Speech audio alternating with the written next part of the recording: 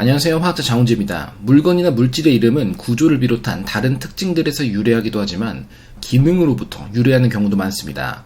단두대라는 명칭은 완벽히 기능 집약적인 제품명이라고 할 수 있죠.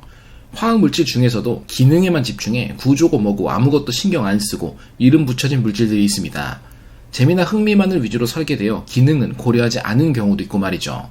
오늘도 흔히 볼 수 없었던 기묘한 화학물질들에 대해 기능과 재미 측면에서 함께 살펴보겠습니다. 민트 이야기에서 살펴봤던 아이실린이 기능으로 이름을 붙인 대표적인 예시입니다.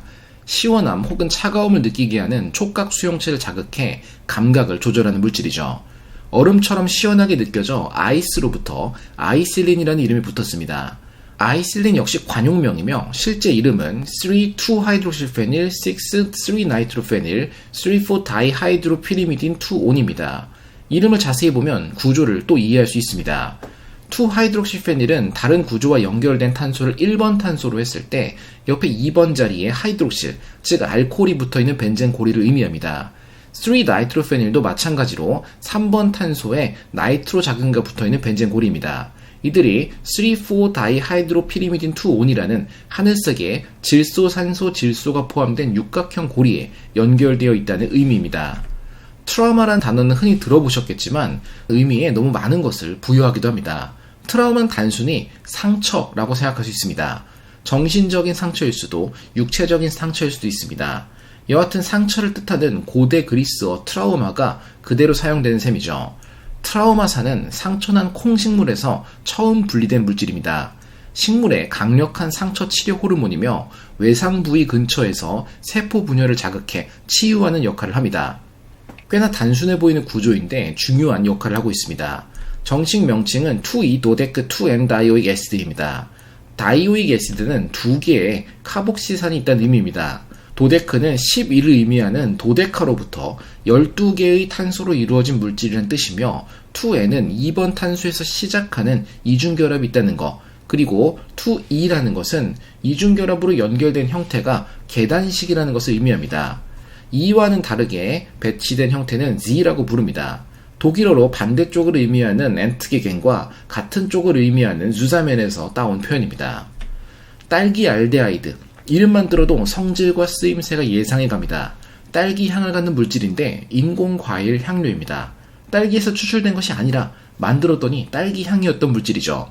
심지어 장기간 고용량 섭취에도 건강에 악영향과 발암성이 없어서 매우 안전하게 사용되는 물질로 입증이 이미 되었고 향수, 과자, 사탕, 아이스크림 등 딸기향을 내는 곳에 사용됩니다.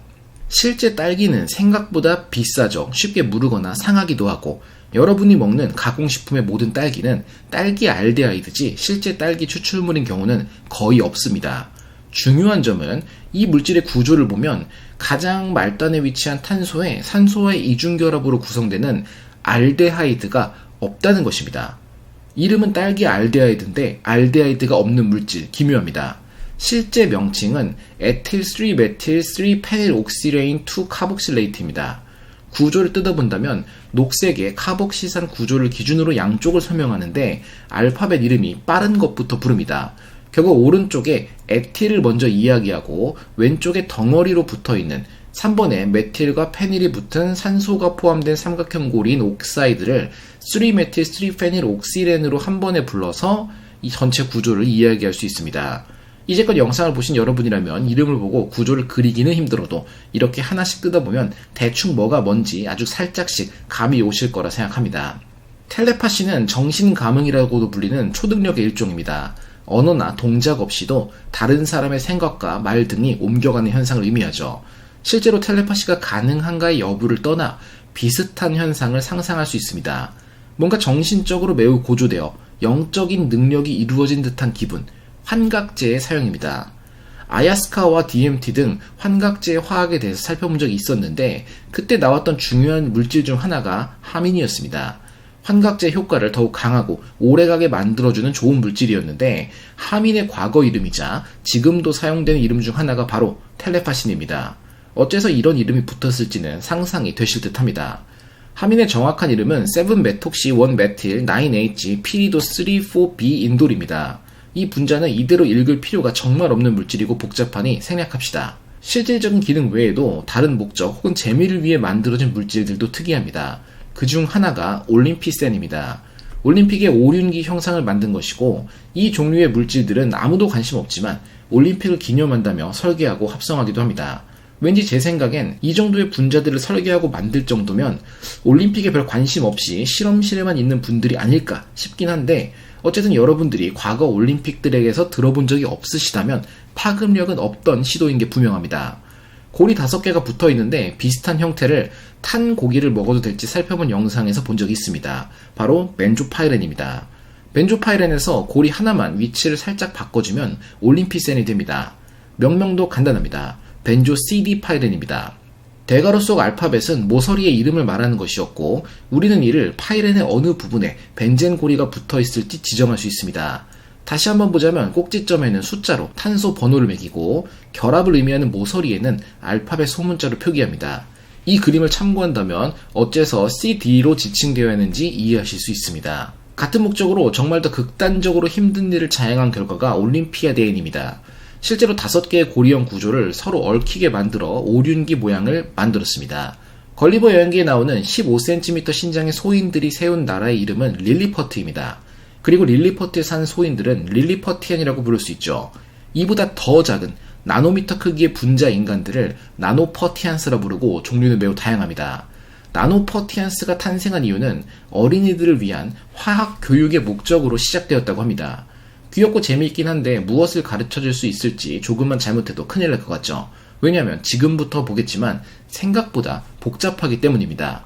이 그림의 나노퍼티안스는 나노키드라 불립니다. 어린이 모양을 만든 것이기 때문입니다. 평면으로 봐도 3차원으로 봐도 사람 모양이 나오도록 이중결합과 삼중결합을 적절히 사용해 납작하게 펴 만드는 데 성공했습니다. 그런데 만약 이름을 본다면 225bis 33 dimethyl but 1in 1il 435 dipent 1in 1il 페닐 에티닐 페닐 13 다이옥솔레인입니다. 보는 순간 포기하고 싶어지실 수도 있지만 저희는 합니다. 머리 부분에 산소 2개 들어간 오각형 고리가 다이옥솔레인입니다. 1번과 3번 위치에 산소들이 있다는 의미고 자연스럽게 산소들 사이 연결에 사용된 탄소는 2번 탄소가 됩니다. 가장 앞에 써있는 2가 바로 이 의미입니다. 몸통 부분은 똑같은 녹색 팔이 2개 붙어 있는데 이렇게 복잡한 구조가 여러 개 붙을 경우 다이나 바이가 아닌 비스를 사용합니다. 우리말도 1, 하나, 첫째 등 표현이 다양한 것과 같습니다. 손가락 부분인 3번 탄소에 메틸이 2개 붙어 있고 전체 탄소가 4개인데 1번 위치에 삼중결합이 있으며 1번 탄소가 몸통에 붙어 있는 팔이 2개라는 의미가 바로 녹색 표기입니다. 골반에 붙은 다리 2짝은 3번과 5번 위치에 5개의 탄소로 이루어진 골격에 1번 탄소 삼중결합이 있는 부위가 1번 탄소로 각각 붙어 있다는 의미이며 골반과 허리는 페닐, 에티닐, 페닐로 설명됩니다. 이 모든 것이 머리에 붙어 있다는 의미로 표현된 것이 정식 명칭입니다. 나노키드가 조금 웃겨 보이는 이름이지만 훨씬 사랑스럽죠. 도대체 이것을 어떻게 만드느냐? 유기화학의 꽃, 유기합성. 그 중에서도 근성과 의지와 집착의 사나이들만이 일생을 바쳐 해내는 전합성의 간단한 예로 생각할 수 있습니다. 바로 사나이의 로망 합체입니다.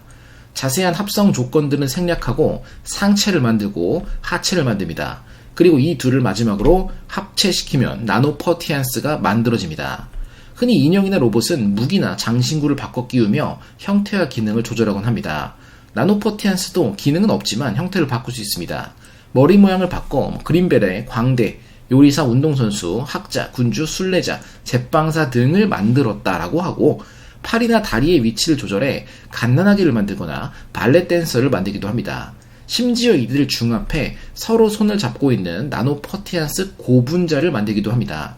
아무리 생각해도 쓸모는 없지만 보는 것만으로도 꽤나 재밌는 것은 사실입니다. 요약입니다.